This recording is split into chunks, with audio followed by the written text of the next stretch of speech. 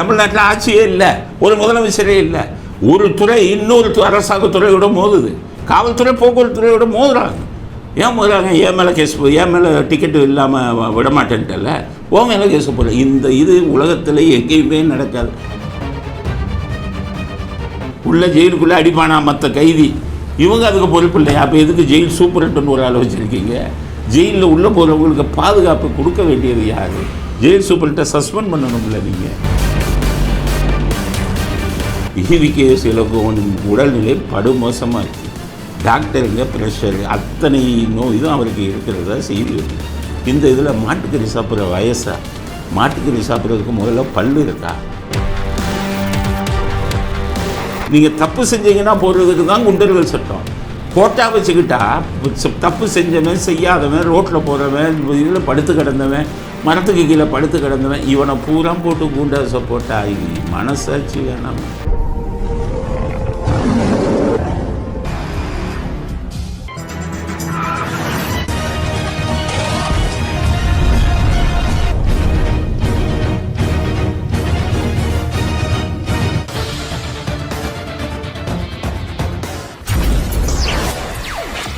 வணக்கம். இன்றைக்கி நடந்த முக்கியமான அரசியல் செய்திகளை நமது அரசியல் ஆடுகளத்தில் பார்க்கலாம். முதல் செய்தி, வைரல் நியூஸ், எல்லா இடங்கள்லையும் பெரிதாக பேசப்படும் ஒரு நியூஸ் என்னன்னு கேட்டிங்கன்னா, தமிழ்நாட்டில் திமுக மந்திரி சபையில் மந்திரிகளை மாறுதல் செய்ய போகிறாராம் ஸ்டாலின். மந்திரிகள் மாற்றம் அப்படியே இதுவே பார்த்திங்கன்னா அண்ணா அறிவாலயம் பூரா ஒரே கட்சிக்காரவங்களாம் நின்றுக்கிட்டு இருக்காங்க. என்னென்னா மந்திரி சபையை மாற்ற போகிறார். சில பேருக்கு மந்திரி கிடைக்குங்கிற ஆவலில் போய் நிற்கிறாங்க. சில பேர் மந்திரி பதவி போயிருமோங்கிறதுல போய் பேசிக்கிட்டு இருக்காங்க. உதயநிதி ஃபோன் தூக்கி வச்சுட்டாராம். உதயநிதிக்கு ஃபோன் மேலே ஃபோன். எல்லோரும் பயத்தில் மந்திரி பதவி போயிடும்னு. புது ஆளுங்க, அவர் சொன்னால் தான் நடக்கும். இளவரசர், யோக்கியமான இளவரசர் இல்லை, அதனால் எல்லோரும் இங்கே போய் பிடிச்சிக்கிட்டு இருக்காங்க. ரெக்கமெண்டேஷன். ஏன் மந்திரியை மாற்றணும் மந்திரிகளை அப்படின்னு பார்த்தீங்கன்னா, எல்லோரும் நல்லா புரிஞ்சுக்கணும். ஸ்டாலின் மந்திரிகளை போடுவதும் மாற்றுவதும் ஒரே அடிப்படை காரணம் என்னன்னு கேட்டிங்கன்னா, கமிஷன் ஒழுங்காக வருதா. எந்த மந்திரிகிட்டேருந்து கமிஷன் வரலையோ அவரை காலி பண்ணிடணும். இதுதான் அவங்களுடைய வேதாந்தம். இன்னொரு சமீபத்திலே இருந்த வேதாந்தம் என்னென்னா, உதயநிதி யாருக்காச்சும் ரெக்கமெண்ட் பண்ணால் அவங்களுக்கு கொடுக்கறதுக்காக மாற்றுவாங்க. இது ரெண்டை தவிர வேறு எந்த காரணமும் இல்லை.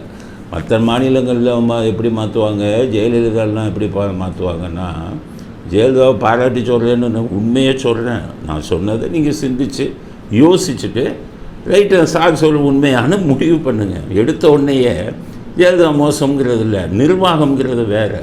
நிர்வாகத்தை எப்படி நடத்தினாருங்கிறதுக்கு ஜெயலலிதா எப்படி மந்திரியை மாற்றுவாங்க அப்படின்னு கேட்டிங்கன்னா, மந்திரி மேலே ஏதாச்சும் குற்றச்சாட்டு வந்தால் உடனே மாற்றிடுவாங்க, நம்புகிறோம்.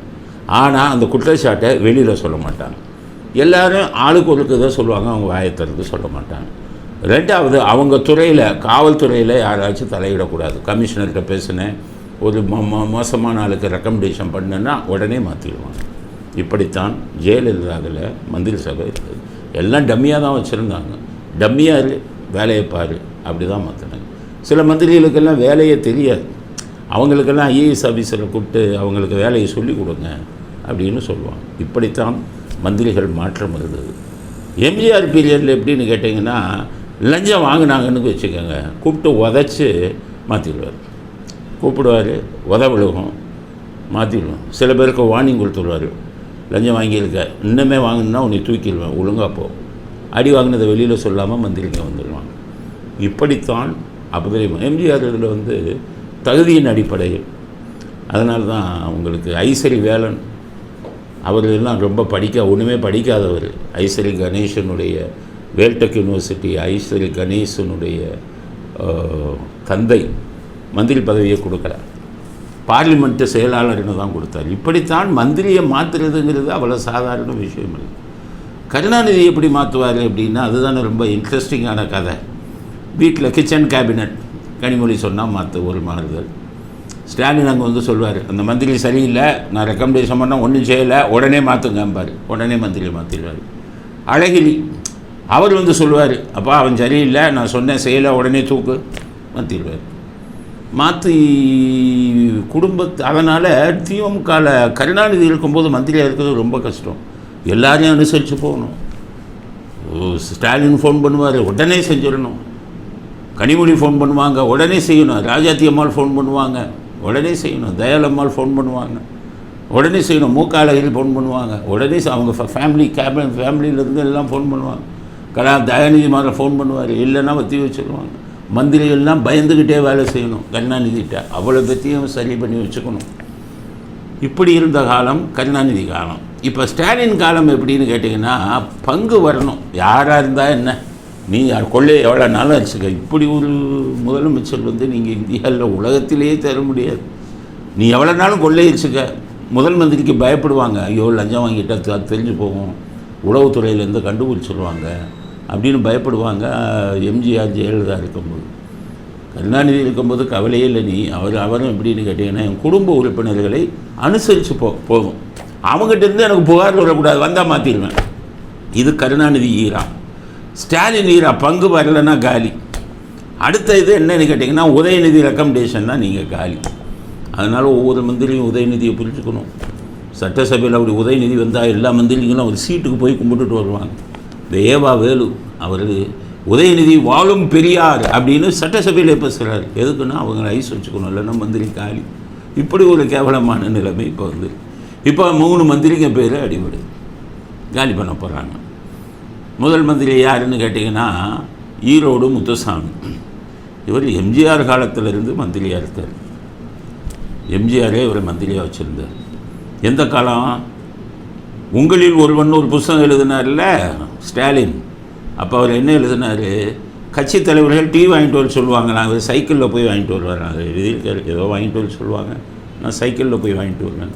அந்த ஒரு சைக்கிளில் போன காலத்திலே மந்திரியாக இருந்தவர் ஈரோடு முத்துசாமி.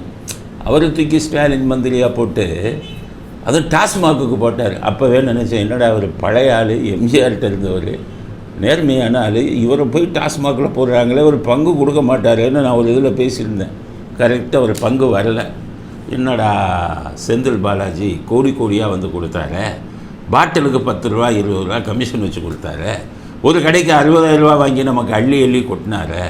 ஈரோடு முத்துசாமி என்ன போட்டு பார்த்தீங்கன்னா, எம்ஜிஆர் ஆளுன்னு போட்டால் ஒன்றுமே கொடுக்கலையே அப்படின்னு சொல்லி ஈரோடு முத்துசாமிகிட்ட இருந்து கமிஷன் வரலைங்கிறதுனால தூக்க போகிறாங்க அப்படிங்கிற செய்தி வரும். ஆனால் வெளியில் காரணம் இன்னும் ஏதாச்சும் ஒன்று சொல்லணும்ல. அதுக்கு என்ன சொல்கிறாங்க, ஈரோடு எம்பி தேர்தலில் திமுக வேட்பாளருக்கு அவர் சரியாக வேலை செய்யலையாம் அப்படிங்கிறாங்க. நீங்கள் தான் பணம் கொடுத்து ஓட்டு வாங்குற லட்சம், அவர் வேலை செஞ்சால் என்ன, வேலை செய்யலைன்னா என்ன, எல்லாத்துக்கும் தான் செட் பண்ணிட்டீங்களா. ஒரு பூத்துக்கு 1 லட்சம் ரூபா, அதுக்கப்புறம் 10,000 ரூபா, ஒரு பூத்துக்கு 1,10,000 ரூபா செலவு பண்ணிட்டீங்களே. கட்சிக்காரன் கையிலெல்லாம் ரூபாயை கொடுத்து எல்லாத்துக்கும் கொடுன்ட்டு 3/4 கட்சிக்காரன் அமைக்கிட்டான், 1/4 போய் சேர்ந்துருச்சு. இப்படிப்பட்ட சூழ்நிலையில் ஈரோடு முத்துசாமி உங்களுக்கு என்ன வேலை செய்யலைன்னா தோத்தா போக போகிறீங்க. அதனால் ஸ்டாலினோட மிகப்பெரிய இது என்னென்னா, ஈரோடு முத்துசாமி டாஸ்மாகில் கலெக்ஷன் கொடுக்கல, காலி பண்ணு, வெளியில் கேட்டால் சொல்லிடு, ஒழுங்காக வேலை செய்யலை ஈரோடு தொகுதிக்கு அப்படின்னு சொல்லி ஒரு கதையை கட்டி ரெடியாக வச்சுருக்காங்க. பலிகடா ஈரோடு முத்துசாமி அப்படின்னு செய்தி வந்திருக்கு.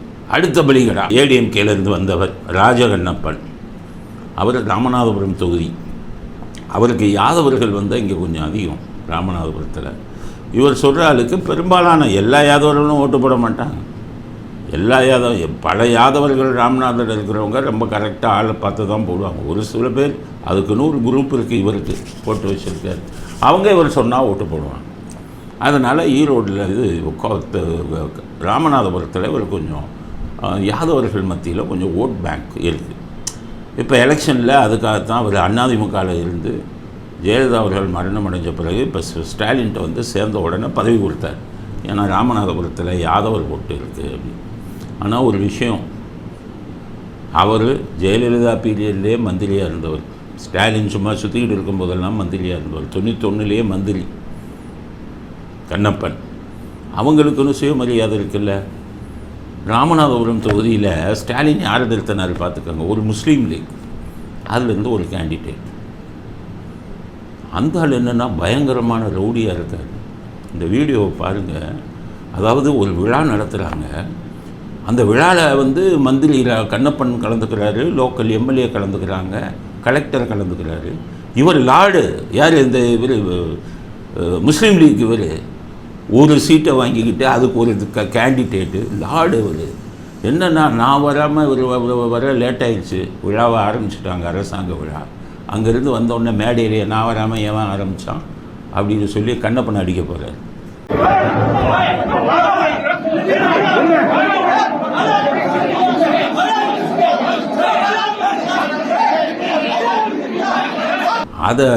அதை வந்து தடுத்து விட்ட கலெக்டரை பிடிச்சி கீழே தள்ளினார். கலெக்டர் போய் கம்ப்ளைண்ட்லாம் கொடுத்தார். அந்த மாதிரி ஒரு ரவுடித்தனம் பண்ணின ஒரு முஸ்லீம் லீக்கு சேர்ந்த முன்னாள் எம்பி, போனதில் அவர் எம்பி, இந்த இதில் முதல்ல ஸ்டாலின் அவருக்கு எம்பி கொடுக்கலாமா? அப்போ கண்ணப்பன் வந்து ஸ்டாலின்கிட்ட சொன்னார், போனதில் புதுக்கூட்ட மேடையிலே என்னை அடிக்க வராருங்க முஸ்லீம் லீக்காரு, நான் எவ்வளோ பழைய ஆள், நேற்று வந்த மனுஷங்க, ஒன்றுக்கு மேலே லாயக்கு இல்லாத ஆள், என்ன அடிக்க வராருங்க.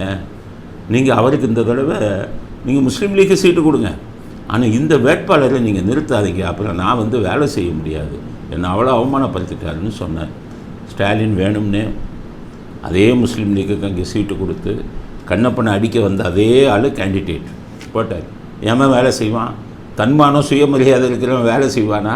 ஸ்டாலின் சைக்கிளில் சுற்றிக்கிட்டு இருக்கும்போது மந்திரியாக இருந்தவர் கண்ணப்பன், அவங்களெலாம் உங்களுக்கு வேலை செய்வாங்களா? ஆக அவரையே போட்டுட்டு இப்போ அவருக்கு கண்ணப்பன் சரியாக வேலை செய்யலையாம். உண்மையான காரணம் கமிஷன் கொடுக்கல, அதை காரணம் காட்டி சரியாக வேலை செய்யலை ராமநாதபுரத்தில், அவர் தூக்கப்படுறாங்களாம். ஆக ரெண்டாவது எம்ஜிஆர் காலத்தில் இருந்த மந்திரிகள், அதிமுகவை சேர்ந்த மந்திரி, ரெண்டாவது ஆள் காளி. இதுதான் இப்போ பேசப்படக்கூடிய செய்தி.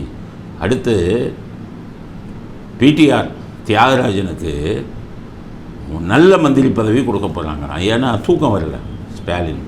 30,000 கோடி பிடிஆர் அந்த சபரீசனும் சேர்ந்து சம்பாதிச்சிட்டாங்கன்னு இருந்தாலும் சொல்லிட்டு போயிட்டார். மானம் மரியாதையே போச்சு. ஆனால் இவர் வெளியில் விடவும் பயமாக இருக்குது. அந்த விஷயத்தை பூரா டீட்டெயிலில் பூரா எல்லாத்தையும் சொல்லி கொடுவாருன்னு பயந்துக்கிட்டே இருந்த ஸ்டாலின் இப்போ அந்த பிடிஆருக்கு இன்னொரு பெரிய நல்ல மந்திரியாக கொடுக்கலாம் அப்படின்னு வச்சுருக்காரு. அதனால் இந்த 3 மந்திரிகள் விஷயத்தில் மாற்றங்கள் வரும் அப்படின்னு பேசப்படுது. அப்போ புதுசாக யாராச்சும் போகிற ஐடியா இருக்கா? ஆமாம், உதயநிதி இப்போ என்ன புரிஞ்சுக்கிட்டாங்க, திமுக எம்எல்ஏக்கெல்லாம் வருமான ஆள். முன்னாடியெல்லாம் ரெக்கமெண்டேஷனுக்கு அவங்க வீட்டில் ஆள் பிடிப்பாங்க, கருணாநிதி வீட்டில்.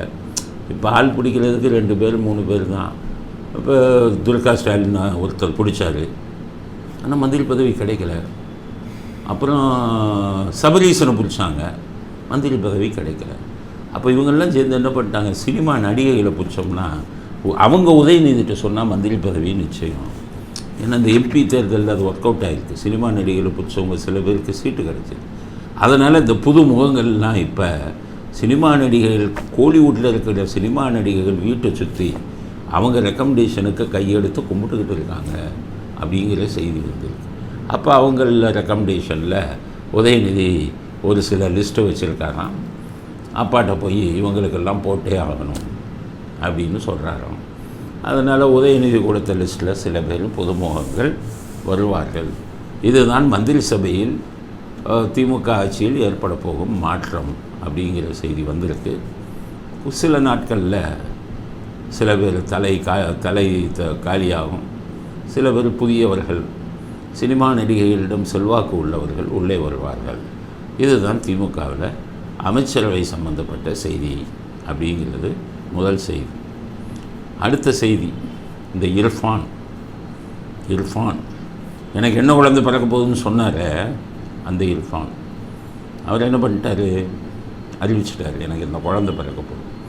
உடனே மருத்துவத்துறை பயங்கர கோபம் வந்து போச்சு அவங்களுக்கு. அது எப்படி நீ சொல்லலாம், சட்டப்படி தப்பு, சட்டம் இருக்குது தெரியுமா, 3 வருஷம் தண்டனை, கடுமையான சட்டம் இருக்குது, எப்படி நீ சொன்ன அப்படின்னு உடனே மருத்துவத்துறை வந்து இது அனுப்பிட்டாங்க காவல்துறைக்கு கடிதம். உடனே அவர் மேலே எஃப்ஐஆர் போடுங்க, அவர் சட்டத்தை மீறி இருக்கிறார். அவர் பார்த்தார், இர்ஃபானி என்னடா ரொம்ப துள்ளிக்கிட்டு இருக்காங்க, என்ன பண்ணிட்டேன், ஏன்னா நம்மளே சொன்னோம் இதெல்லாம் சின்ன விஷயம்ப்பா, இதுக்கெல்லாம் ஜெயிலில் தள்ளாதீங்க, உள்ளே போய் கையை ஒடிக்காதீங்க, அதெல்லாம் சொன்னோம். உங்கள் ஆட்சியில் உள்ளே போனால் கையை ஒடிச்சு போகுது, செய்யாதீங்கன்னெல்லாம் சொன்னோம். நம்மளே இதை ஒரு பெரிய குற்றமாக எடுத்துக்கங்கன்னு சொல்லலை. ஆனால் இவங்க குதிச்சாங்க, மருத்துவத்துறை முடியவே முடியாது அப்படின்னு. ஆனால் இன்றைக்கி என்னாச்சு, மருத்துவத்துறை இர்ஃபானுக்கு நோட்டீஸ் அனுப்பியிருக்காங்க. இர்ஃபான் நேரையே போகல, ஒரு ஃபோன் அடித்தார் மருத்துவத்துறை, ரொம்ப சாரிங்க நான் தெரியாமல் பேசிட்டேன் அப்படின்னு சொல்லிட்டார்.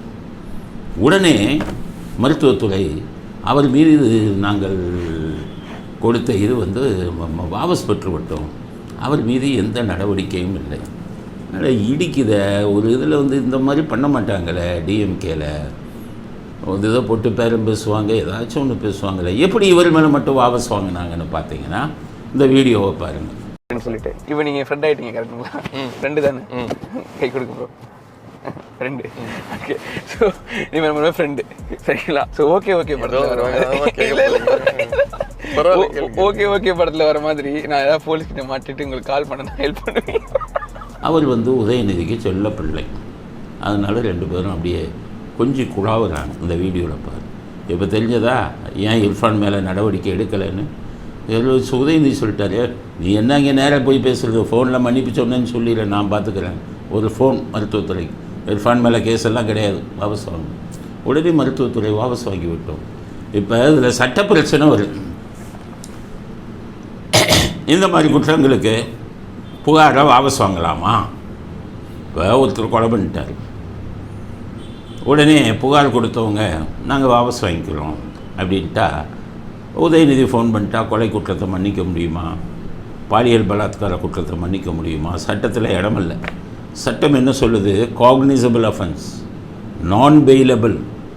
முதல்ல cognizable offence, non bailable, bail இல்லாத அஃபென்ஸ், பெயில் கிடைக்காத அஃபென்ஸ். 3வது என்ன தெரியுமா? நான் காம்பவுண்டபிள், சமாதானம் பண்ணக்கூடாத அஃபென்ஸ் அப்படின்னு லிஸ்ட்டு கொடுத்துருக்காங்க. அதில் இந்த என்ன குழந்தை அப்படிங்கிறது வந்து 3 வருஷம் தண்டனை இருக்க, அது சமாதானம் பண்ண முடியாத நான் காம்பவுண்டபிள் அஃபென்ஸ் சட்டப்படி. நான் காம்பவுண்டபிள் அஃபென்ஸுனால் மருத்துவத்துறையோ காவல்துறையோ மேஜிஸ்ட்ரேட் கோர்ட்டோ கூட அதை வாபஸ் வாங்க முடியாது. ஹைகோர்ட்டுக்கு மட்டும்தான் அந்த அதிகாரம் இருக்குது. அப்போ ஹைகோர்ட்டுக்கு போய் இவர் இந்த மாதிரி பேசிட்டாரு, ஆனால் அவர் வருத்தம் தெரிவிச்சிட்டாரு, அதனால் நாங்கள் இவர் மேலே உள்ள வழக்கை வந்து வாபஸ் வாங்குகிறோம் அப்படின்னு சொல்லி போலீஸும் இந்த மருத்துவத்துறையும் சொல்லணும். இவங்க உயர் நீதிமன்றம் பார்த்துட்டு சட்டத்துக்கு உட்பட்டு இருந்தால்தான் அந்த வழக்கை ரத்து செய்ய முடியும். இதுதான் சட்டம். ஆனால் உதயநிதிக்கு இது பாலிடாலுக்கும் நம்ம டெவலப்மெண்ட் ஸ்டாலினுக்கும் இவங்களுக்கு தனி சட்டமாச்சே. இவங்க குடும்பத்துக்கு அவங்க பேசிட்டா முடிஞ்சு போச்சு. அவங்களுக்கு பிடிக்கலைன்னா பிடிச்ச கைகால ஒடிச்சுடுவாங்க. பிடிச்சிருச்சுன்னு வைங்க, நீ கொலை பண்ணாலும் காப்பாற்றி விட்டு போயிடுவாங்கல்ல. அதனால் இந்த வழக்கில் வாபஸ் வாங்கினதில் சட்ட பிரச்சனை இருக்குது. உங்கள் 2 பேத்துக்கும் சட்டம் தெரியாது, பாலிடாலுக்கும் தெரியாது, ஒரு ஸ்டாலினுக்கும் தெரியாது. அதனால் நீங்கள் என்ன நினைக்கிறீங்க? நம்ம வைக்கிறது தான் சட்டம்னு நினச்சிக்கிட்டு இருக்கீங்க. அதனால் அவர் மேலே நடவடிக்கையை நிறுத்தியதற்கு நாங்கள் வந்து எதிர்ப்பு தெரிவிக்கலை. ஏன்னா அதெல்லாம் சாதாரண சின்ன விஷயம் அப்படிங்கிறது தான் எங்களுடைய கருத்து. ஆனால் நடவடிக்கையை நிறுத்தினது சட்டத்துக்கு எதிராக செயல்பட்டிருக்கீங்க அப்படிங்கிற கருத்தை பதிவு செய்கிறேன். அதனால் ஒழுங்காக ஹைகோர்ட்டுக்கு கொண்டு போய் குவாஷ் பெட்டிஷன் போட்டு அதை ரத்து செய்யுங்க. அதுதான் சட்டப்படி சரியாக இருக்கும். உதயநிதி ஃபோன் பண்ண உடனே நிறுத்துறதுக்கு இது ஒன்றும் அவர் சொல்லுவார்ல, உங்கள் அப்பா வீட்டு சொத்தானு, உங்கள் அப்பா வீட்டு தமிழ்நாடு இல்லை அப்படிங்கிறத புரிஞ்சுக்கங்க அப்படிங்கிற கருத்தையும் பதிவு செய்யும். அடுத்தது சவுக்கு சங்கர் கூண்டாஸ் ரத்தாகுமா? சவுக்கு சங்கர் அம்மா என் பையனை வந்து குண்டர்கள் சட்டத்தில் போட்டது பிடிச்சது தப்புன்னு வழக்கு போட்டிருக்காங்க. ஏபிஎஸ் கார்பஸ் ஆட்கொணர்வு மனு. அதில் வந்து நான் முதலே சொல்லிக்கிட்டு இருந்தேன், இந்த கூண்டாஸுங்கிறதே வந்து தவறாக பயன்படுத்துகிறாங்க. காவல்துறை கோட்டா, ஒரு போலீஸ் ஸ்டேஷனுக்கு 5 கூண்டாஸ் போடணும் மாதத்துக்கு. அது மாதிரி அப்போ இருந்தது. இப்போ எத்தனைன்னு தெரியல. உயரதிகாரி கேட்பார், எத்தனை கூண்டாஸ் போட்டார்? ஐபிஎஸ் எதுக்கு மேலே வச்சது தெரியுமா? படித்தவர்களாக இருப்பார்கள், கொஞ்சம் நாலேஜ் இருக்கும், யோசிப்பாங்க. கீழே இருக்கிற போலீஸ் வந்து கொஞ்சம் அதிகம் படிக்காதவங்க. அதனால் படித்தவர்களே ஐபிஎஸ்ஸாக போட்டு இவங்களை வந்து கண்காணிக்கணுங்கிறதுக்காகத்தான் நம்ம அரசியல் சட்டத்தில் ஐபிஎஸ் அதிகாரிகளை போட்டாங்க. கீழே இருக்கிறவனுக்கு இருக்கிற நாலேஜ் கூட ஐபிஎஸ் இல்லைன்னா இது எத்தனை குண்டாஸ் போட்டது கேட்கலாமா? குண்டர்கள் சட்டம் என்னன்னு கேட்டிங்கன்னா, நீங்கள் தப்பு செஞ்சீங்கன்னா போடுறதுக்கு தான் குண்டர்கள் சட்டம். கோட்டா வச்சுக்கிட்டா தப்பு செஞ்சவன் செய்யாதவன் ரோட்டில் போகிறவன் இதில் படுத்து கிடந்தவன் மரத்துக்கு கீழே படுத்து கிடந்தவன் இவனை பூரா போட்டு கூண்டாசை போட்டா இது மனசாட்சி வேணாமா? அதுவும் பாவம் ஜெயிலுக்கு போயிட்டு ரிலீஸ் ஆகி வந்திருப்பான், வீட்டில் ஒழுங்காக இது பண்ணிக்கிட்டு இருப்பான், வீட்டில் போய் பிடிச்சிட்டு வருவாங்க. என்னென்னா உன் மேலே ஒரு கேஸை போடணும் பண்ண கூண்டாஸ். உயர்நீதிமன்றம் ஐயா 5 கூண்டாஸ் போட்டேன், யாரை போட்டேன்னு உயர்நீதி கேட்க மாட்டார், அவனை சரியாக போட்டேயான்னு கேட்க மாட்டாங்க. இதில் முன்னாடி உயர்நீதிமன்றம் அதை விட கோமாளித்தனம். அவங்ககிட்ட போய் ஹேபியஸ் கார்பஸ் போட்டால் எஸ் அட்மிட்டட் 10 மாதம் அவனை 10 மாதம் கழிச்சு என்ன சொல்லுவாங்க உயர்நீதிமன்றம், ஆமாம் இதில் தவறு நடந்திருக்கு, அவரை கைது செய்தது சட்டப்படி சரியல்ல, அவரை விடுதலை செய்கிறோம். எப்போ 10 மாதம் முடிஞ்சு கூட 2 மாதம்னா அவரே போயிருப்பார். இப்போ 1 வருஷம் தானே கூண்டாசில் இது மாதிரி பண்ணிக்கிட்டு இருப்பாங்க. அதில் இந்த கமிஷனர்ஸ் கண்ணை மூடிட்டு கையெழுத்து போடுவார். ஒரு கேஸில் ஹைகோர்ட்டில் வந்தது, நான் இருந்தேன், ஃபார் கமிஷனர்னு போட்டு எவனோ ஒரு ஆள் போட்டிருக்காங்க. 100 கேஸில் கலெக்டருக்கு ஃபார் கலெக்டர்னு போட்டு கீழே இருக்கிற கிளார்க் கையெழுத்து போட்டிருக்காங்க. இதெல்லாம் உயர்நீதிமன்றம் கேன்சல் பண்ணாங்க. அதனால் நான் சொன்னேன், கூண்டாஸுக்கு உயர்நீதிமன்றம் 10 மாதம் ஆனால் என்ன ஆகிறது? அப்படி அந்த கூண்டாஸே வந்து ஒரு கோமாளித்தனமானது போட்டு 1.5 மாதம் 2 மாதம் ஆகும் இந்த போர்டுக்கு வர. இந்த போர்டு 2-3 மாதம் வர பாவம் அப்பாவிங்க நிறைய பேர் உள்ள ஜெயிலில் இருப்பான். யார் கேட்குறதுக்கு யார் நாதியே கிடையாது இந்த தமிழ்நாட்டில். அப்பாவி உள்ளே இருப்பான் கூண்டாசை போட்டு. இவங்களாச்சும் விடுங்க, ஏதோ அரசியல் காரணங்களுக்காக பண்ணுறாங்க, இல்லை இவங்க இது பண்ண, இவங்க செஞ்சது தப்பு தான். குண்டர்கள் சட்டத்தில் போடுறதுக்கு ரைட்ஸு கிடையாது, சட்டத்திலே இடம் கிடையாது. அதனால தான் நான் சொன்னேன், உயர் நீதிமன்றம் இப்படி கோமாளித்தனம் பண்ணுறீங்களேன்னு. நம்ம வீடியோ பார்த்துட்டு செஞ்சாங்களா இல்லை அவங்களா செஞ்சாங்களான்னு தெரியல. இந்த தடவை மட்டும் குண்டர்கள் சட்டத்தை ரத்து செய்யுங்கன்னு சவுக்கு சங்கர் அம்மா போட்ட உடனே இந்த தடவை மட்டும் ஹைகோர்ட்டு மதியம் காலையில் கேஸ் எடுத்து மதியத்துக்குள்ளே எல்லா ரெக்கார்டையும் எடுத்துகிட்டு வான்ட்டாங்க. இதுதானே நீதி? இந்த நீதியைத்தானே நாங்கள் எதிர்பார்க்குறோம். பாதிக்கப்பட்டவன் எவனாக இருந்தாலும் சரி, குண்டர்கள் சட்டங்கிறது 1 வருஷம் உள்ளே இருக்கிறது. ஜெயில் நிலைமை எப்படி இருக்குது பார்த்தீங்களா? எல்லோரும் பார்த்துக்கோங்க ஜெயிலோட நிலைமை. அங்கே சொல்கிறாங்க கோர்ட்டில் திமுகவுடைய அரசாங்க வக்கீல் என்ன சொல்கிறாங்க, அதாவது ஜெயிலுக்குள்ளே மற்ற கைதிகள் தாக்குனாங்கன்னா அதுக்கு நாங்கள் பொறுப்பல்ல. எப்படி அரசாங்கம் நடக்குது பாருங்க. உள்ள ஜெயிலுக்குள்ளே அடிப்பானா மற்ற கைதி, இவங்க அதுக்கு பொறுப்பு இல்லையா? அப்போ எதுக்கு ஜெயில் சூப்பரண்ட்டுன்னு ஒரு ஆளை வச்சுருக்கீங்க? ஜெயிலில் உள்ளே போகிறவங்களுக்கு பாதுகாப்பு கொடுக்க வேண்டியது யார்? ஜெயில் சூப்பரண்ட்டை சஸ்பெண்ட் பண்ணணும்ல நீங்கள். அப்போ பாதுகாப்பு இல்லை, இவனே தூண்டி விட்டு அடிக்க சொல்லுவான். இதுதான் ஜெயிலின் நிலைமை. அப்போ ஜெயிலுக்கு போகிறது நல்லதில்லை. அதனால தான் சுப்ரீம் கோர்ட் என்ன சொன்னாங்க, 7 வருஷம் வரை உள்ள இதுங்களுக்கு தண்டனைக்கு ஜெயிலுக்கு அனுப்பாத என்னாங்க. ஒரு மேஜிஸ்ட்ரேட்டு காதில் போட்டுக்கிறது இல்லை, ஹைகோர்ட்டே அதை கண்டுக்கிறது இல்லை. அப்போ உள்ளவனெல்லாம் உள்ளே போட்டு கையை ஒடிச்சு காலை ஒடிச்சு. சில பேர் அவர் ஒரு பெரிய ஒருத்தர் பேசுகிறார் இந்த சவுக்கு சங்கரில். அவர் சவுக்கு சங்கரத்தில் கை ஒடிச்சுட்டான். அந்தாலும் ஒரு அளவுக்கு லாயக்கு இல்லாத நீதித்துறையை பற்றியும் தெரியாது, காவல்துறையை பற்றியும் தெரியாது, ஏதோ டாக்டர்னு வச்சுக்கிட்டு சொல்கிறார். அவர் என்ன சொல்கிறாரு, சவுக்கு சங்கரில் போலீஸ்காரங்க தான் கை ஒடிச்சாங்கன்னு எப்படி சொல்கிறீங்க? இவங்க இப்போ ஜெயில் டிபார்ட்மெண்ட்டு தான் கை ஒடிச்சாங்கன்னு எப்படி சொல்கிறீங்க? அவர் இந்த வண்டியில் போனால அதில் அந்த ஆக்சிடெண்ட்டில் கூட கை ஒடிச்சிருக்கலாம்ல அப்படின்னு அந்த மேதாவி பேசுகிறார். ஆக்சிடெண்ட்டு நடந்த உடனே அவரை கோர்ட்டில் போய் இப்போ வந்து ஆஜராக கூட்டிகிட்டு போகும்போது கையில் கட்டே இல்லை. ஆக்சிடெண்ட்டு நடந்ததுக்கப்புறம் கையில் கட்டு இல்லை. அதுக்கப்புறம் அடுத்த தடவை ஜெயிலுக்கு உள்ளே அனுப்பிட்டு திரும்பி கொண்டு வரும்போது கையில் கட்டு இருக்குது. அப்போ உடைச்சது யார்? காவல்துறை, நீ அந்த இது ஜெயில் துறை, சிறைத்துறை, இவங்களில் தானே ஒருத்தவங்க ஒடிச்சிருக்கோம். மனிதாபிமானம் இல்லாமல் வாடகைக்கு பேசுகிறாங்களே இந்த மாதிரி. அதனால தான் நாங்கள் மனிதாபிமானத்துக்கு குரல் கொடுப்பவர்கள். மோசமானவர்களுக்கு மோசமானவர்கள் கூட மனித உரிமை மீறல் நடக்கக்கூடாதுங்கிறது தான் இங்கே உயர் நீதிமன்றத்துக்கு எங்களுடைய பாராட்டுதலை தெரிவிச்சு. இதைத்தான் நாங்கள் எதிர்பார்க்கிறோம் நீதித்துறையிடமிருந்து. இதைத்தான் speedy justice, delayed justice is denied justice. ஆங்கிலத்தில் ஒரு பழமொழி இருக்குது. தாமதமாக கொடுக்கப்படும் நீதி அவருக்கு நீதியை மறுப்பதற்கு சமம் அப்படிங்கிறாங்க. டிலேய்டு ஜஸ்டிஸ், லேட்டாக கொடுக்காதீங்க, உடனடியாக கூடாது. காலையில் வந்துங்க இது மாதிரி கொடுங்க. கூண்டாஸில் ஒரு 10 கூண்டாசு இவர்கள் போடுறதை வந்து இது பண்ணி கேன்சல் பண்ணுங்கள். அதுக்கப்புறம் கூண்டாஸே போட மாட்டாங்க. 10 மாதம் ஜெயிலில் வச்சிங்கன்னா போகிறவனும் நொந்து போவான். காவல்துறை இவங்களுக்கும் ஒரே குஷி. அந்த கலெக்டர்லாம் ஐஏஎஸ் படிச்சிருக்காங்களான்னு எனக்கே சந்தேகம். அப்படியே மொட்டை கையெழுத்து போடுறாங்க. போலீஸு போய் இங்கே போய் கொடுக்குறதா இருந்தால் மொட்டை கீழே இருந்து மேலே வர லஞ்சம். ஒரு கூண்டாஸ் வாங்குறதா இருந்தால் போலீஸ்க்கு 5000 ரூபா செலவாகும். யார் யாருக்கு லஞ்சம் கொடுக்குறாங்க? கீழ்மட்டம் பூரா லஞ்சம் கொடுக்குறாங்க. இவங்க எழுதி வைக்கிறத கண்ணை மூடிட்டு ஐஏஎஸ் கையெழுத்து போடுறாங்க. இங்கே கமிஷனர்லேயும் அப்படி தான். இந்த கொடுமை நடக்கக்கூடாதுன்னு தான் சொன்னோம். நல்ல வேளை உயர்நீதிமன்றம் மிக அருமையாக காலையில் எடுத்துகிட்டு மதியம் சாயங்காலமே ஆர்டர் போட போகிறாங்க, கொண்டு வந்துட்டாங்க. சவுக்கு சங்கர் நீதிபதியிலே தப்பாக பேசி இது நீதிமன்ற அவமதிப்பு வழக்கில் ஜெயிலுக்கு போனாங்க. ஆனால் நீதிபதிகள் அவங்க மேலே வந்தாலும் மேலே பழி வாங்கணும்னு நினைக்கிறாங்களா? மனிதாபிமான நீதி கொடுக்கணுன்னு உடனடியே கொண்டு வாங்க. அவர் சிறையில் வந்து நீங்கள் இதாக வைக்க முடியாதுன்னு கேட்குறாங்க. அதனால் கூண்டாஸ் அப்படிங்கிறது சாதாரண மனிதர்கள் மீதெல்லாம் கூட கூண்டாஸ் போட வேண்டியது ப்ரொஃபஷனல் கிரிமினல்ஸ். குற்றம் செய்வதையே தொழிலாக கொண்டவனுக்கு தான் போடணும். கூலிப்பட கொலை செய்கிறத தொழிலாக வச்சுருக்கவன், ரவுடிக்கு பையன், மாமூல் கேட்குறவன், போதை மருந்து அடிச்சுட்டு போகிற வரவன்லாம் அடிக்கிறவன், இவர்களுக்காக போடப்பட்டது தான் கூண்டாஸ்.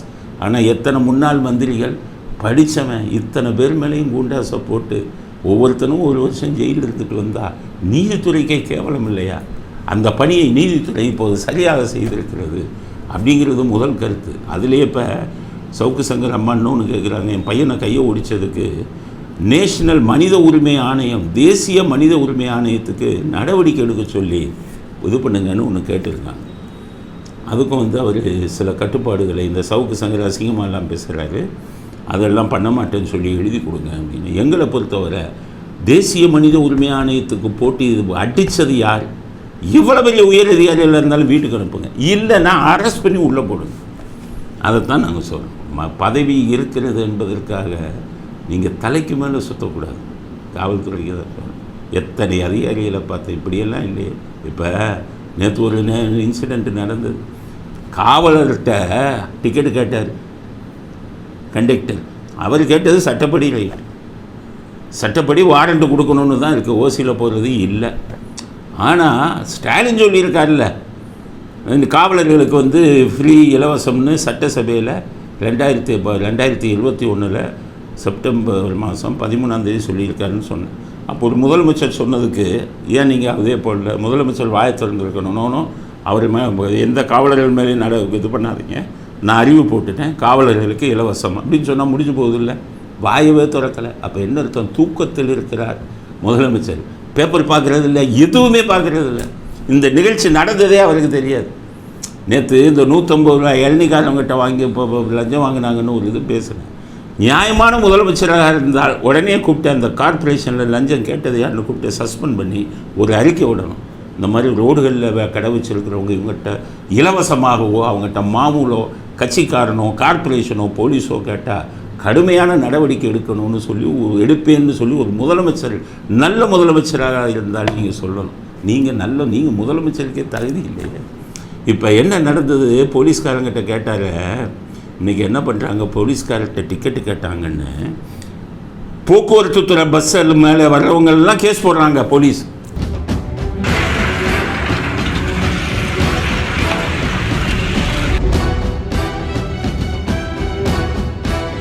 ஹை ஸ்பீடில் வந்தேன், அங்கே போக்குவரத்து இதை வச்சுக்கிட்டு, போக்குவரத்து போலீஸை வச்சுக்கிட்டு, பஸ் ஸ்டாண்ட் இல்லாமல் வேறு டிக்கெட் போடுறதுக்கோ கொஞ்சம் தள்ளி நிறுத்துவாங்க, அவங்க மேலெல்லாம் கேஸ். அப்போ என்ன நடக்குது? தமிழ்நாட்டில் ஆட்சியே இல்லை, ஒரு முதலமைச்சரே இல்லை. ஒரு துறை இன்னொரு அரசாங்க துறையோட மோதுது. காவல்துறை போக்குவரத்து துறையோட மோதுறாங்க. ஏன் மோதுறாங்க? என் மேலே கேஸ், என் மேலே டிக்கெட்டு இல்லாமல் விடமாட்டேன்ட்டல, உன் மேலே கேஸ் போடுற. இது உலகத்தில் எங்கேயுமே நடக்காது. ஒரு அரசாங்கத்துறை இன்னொரு அரசாங்கத்துறையை சேர்ந்தவங்க பணிபுரியவங்க மேலே வழக்கு போடுறது உலகத்தில் எங்கேயுமே நடக்காது. அப்போ என்ன அர்த்தம்? சிஸ்டமே கொலாப்ஸ்ட், அட்மினிஸ்ட்ரேஷனை நிர்வாகமே சீர்குலைஞ்சு போச்சு. இங்கே ஒரு பொம்மை முதல்வர் உட்கார்ந்து கொண்டு இருக்கிறார், காவல்துறை அரசாங்க போக்குவரத்து துறை மேலேயே போடுறான். ஏன்னா நீயா நானா அப்படின்னு. எவ்வளோ கேவலமான விஷயம். அதனால தான் சொல்கிறேன், இந்த சவுக்கு சங்கர் விஷயத்தில் சீக்கிரம் ஹைகோர்ட் வந்து பண்ணி அவர் கை ஒடிப்பதற்கு காரணமாக இருந்த அதிகாரிகள் மீது நீங்கள் நடவடிக்கை எடுக்கணும். காவல்துறை தனியாக தான் ஒரு தனித்துறைங்கிற மாதிரி இந்த ஆட்சியில் போயிட்டு இருக்குது. ஒரு சில அதிகாரிகள் தப்பான விஷயத்தை பண்ணிக்கிட்டு இருக்காங்க. காவல்துறை நீங்கள் ஒன்றும் தனித்துறை இல்லை. நீங்கள் தமிழ்நாடு அரசாங்கத்தில் செயல்படக்கூடிய ஒரு பிரிவு நீங்களே யாரும் கண்ட்ரோலில், ஹோம் செக்ரட்டரி ஐஏஎஸ் கண்ட்ரோலில் நீங்களே, உங்களுக்கும் கட்டுப்பாடு உண்டு. அதனால் இந்த மாதிரி விஷயங்களில், கீழ்த்தரமான விஷயங்களில் காவல்துறை ஈடுபடக்கூடாது. இன்னொரு அரசு துறை மேலே நீங்கள் இந்த மாதிரி வழக்கு போடுறத, ஏதோ ஒரு பொம்மை முதல்வர் உட்கார்ந்துருக்காருங்கிறதுக்காக அதிகாரத்தை கையில் எடுக்கக்கூடாது அப்படிங்கிறத பொதுநல விரும்பியாக நான் சொல்கிறேன். என்னுடைய துறைங்கிறதுக்காக உங்களுக்கு சப்போர்ட் பண்ண முடியாது. பொதுநல விரும்பியாக இது தவறு அப்படிங்கிறத சொல்கிறேன். அதனால் சவுக்கு சங்கர் விஷயத்தில் இன்னும் ஒரு சில நாட்களில் முடிவு வரும். ஏன்னா ஊடகத்தை சேர்ந்தவர் ஃபெலிக்ஸ் எல்லாம் ஊடகத்தை சேர்ந்தவருங்க. இப்போ பெயிலில் விட்டுட்டீங்க அவரை, இருந்தாலும் பயமுறுத்துறது அவசியம். ஏன்னா ஒரு எல்லையை மீறி போய் கொண்டிருந்தார்கள், பயமுறுத்துனது அவசியம். அதனால் கூடிய சீக்கிரம் இந்த கூண்டாஸ் தப்பாக பயன்படுத்துகிறத, காவல்துறை பயன்படுத்துறதுக்கு ஒரு மரண அடி உயர்நீதிமன்றம் கொடுக்குங்கிற நம்பிக்கை எங்களுக்கு இருக்குது. அடுத்தது, மாட்டுக்கறி கேட்கும் EVKS இளங்கோவன். இப்படி ஒரு கேவலமான அரசியல்வாதி நம்ம தமிழ்நாட்டில் இருக்காங்க. இவங்களுக்கும் மக்கள் ஓட்டு போட்டு எம்எல்ஏவும் MP ஆக்கிறது தமிழ்நாட்டுக்கே கேவலமான விஷயம்.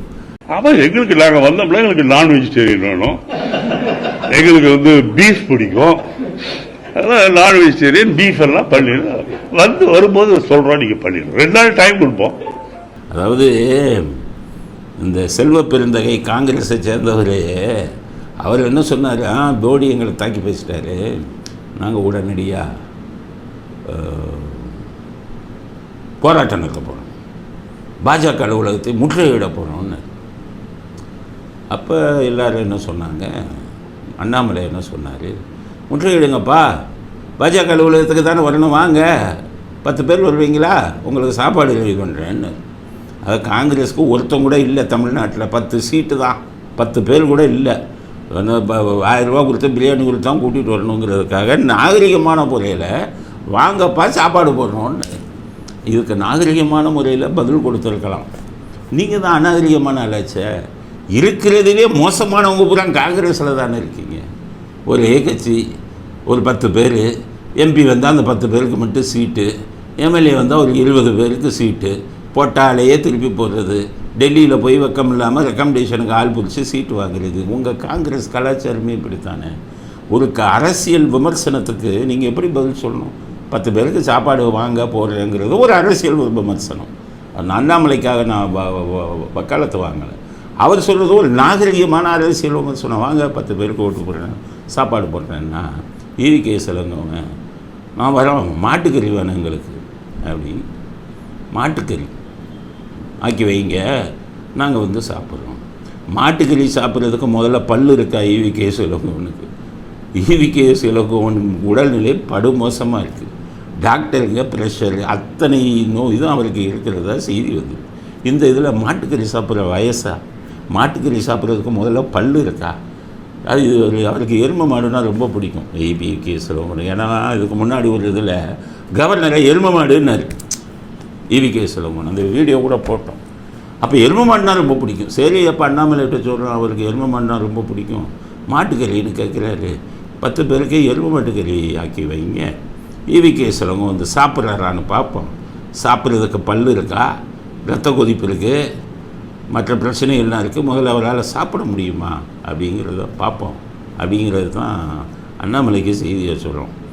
EVKS இளங்கோவனோட அப்பா இப்போ இருக்கிற இளைஞர்களுக்கு தெரியாது, அரசியல் அனுபவம் இல்லாதவங்க புதுசாளுங்களுக்கு தெரியாது. EVKS அப்பா பேர், EVKS இளங்கோவன் அப்பா பேர் EVK சம்பத்துன்னு பேர்.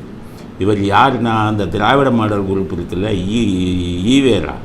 ஈவேராவோட சொந்த சகோதரன் பையன்தான் இந்த EVK சம்பத். இப்போ ஈவேராவுடைய சகோதரரின் மகன் அவர் தான் EVK சம்பத். இவர் 1949 ராபின்சன் பூங்காவில் திமுக ஆரம்பிக்கும் போது அதில் ஒரு மெம்பர், அதில் அந்த குரூப்பில் அவர் ஒருத்தர். அவருக்கு பேர் மிக அழகாக தமிழ் பேசுவார், மேடை பேச்சு. அவருக்கு பேர் சொல்லின் செல்வர். அவர் ஒன்றுன்னா சொல்ல நல்லா பேசுவார்னு சொல்லின் செல்வர். அழகான சொற்களை பேசும் அவருக்கு அசிங்கமான சொற்களை பேசும் EVKS இளங்கோவன் போன்றவர்கள் மகனாக பிறந்து அவர் பேரையை கெடுத்துக்கிட்டு இருக்காங்க. அரசியலில் எந்த மாதிரி பேசக்கூடாது என்பதற்கு EVKS இளங்கோவன் ஒரு உதாரணம். இவர்களெல்லாம் அரசியலிலிருந்து துரத்தப்பட வேண்டியவர்கள். தமிழ்நாட்டு மக்களுக்கு சொல்கிறேன், இந்த மாதிரி ஆட்களை எல்லாம் இது பண்ண அவங்களுக்கெல்லாம் ஓட்டே போடாதீங்க. இந்த தடவை ஸ்டாலின் 100 கோடியை செலவு பண்ணி ஜெயிக்க வச்சுருக்காரு. அந்த பாவம் ஸ்டாலினுக்கே போய் சேரட்டும். நல்லவர்களுக்கு அரசியலில் இடம் கொடுக்கணும். அதனால் இந்த மாதிரி மோசமான வார்த்தைகளை பேசிய EVKS இளங்கோவனர்களுக்கு எங்களுடைய கடுமையான கண்டனத்தை தெரிவித்துக் கொள்கிறோம். இத்துடன் இன்றைய செய்திகள் நிறைவு பெறுகிறது. நாளை அரசியல் ஆடுகளத்தில் புதிய செய்திகளுடன் சந்திப்போம். நன்றி, வணக்கம், ஜெய் ஹிந்த்.